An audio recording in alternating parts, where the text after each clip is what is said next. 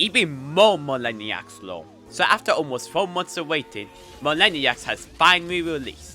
And alongside it already being one of my favorite games on the platform, we of course got even more info about the lore behind this game. Our first piece of information comes from clicking the information button in the main menu, which pops up this PowerPoint presentation, which alongside explaining how the game works, also gives us a quick explanation of what exactly our main cast's role is in SaFel, which for those who haven't watched my last video, which you should watch before this one, is the company all these characters work for. In this presentation, we learn that all these characters are actually part of SaFel's military program. More specifically, they are members of HEP, which stands for Heroic Expeditioners of Purpose, and that their job is to basically travel the world and collect resources for SaFel to use. This presentation also confirms that this world is indeed Homeworld, which for those who didn't watch my last video, was the one mentioned in the Regretevator trophy, thus providing in-game proof that both of these games are connected. Although Yuke, who created both games, already did confirm that in a Torah post he made.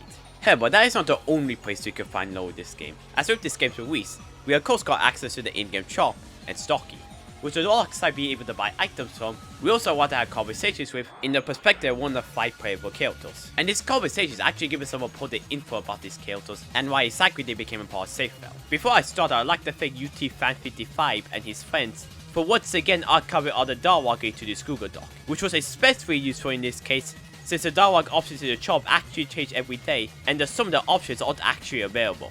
In these conversations, we learn that both Stocky and Millennia were both kidnapped by SaFel and forced to assist them in their goals. Vargas joined so her family would go to jail for previous crimes committed against SaFel. Diablo joined so he could become stronger. Matador was recruited for their powers and previous experience. And finally, Garbo joined because they think SaFel's an actual good company and that they will help rebuild the world. We also learned that HEP soldiers, despite all working for the same company, often end up fighting each other in hopes of stealing the stuff that other soldiers collected, so they can turn the stuff in as their own for a higher paycheck.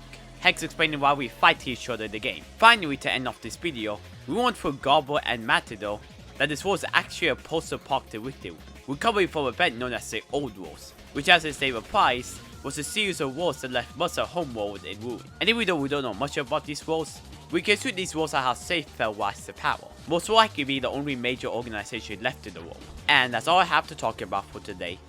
Actually, I do have something else to talk about.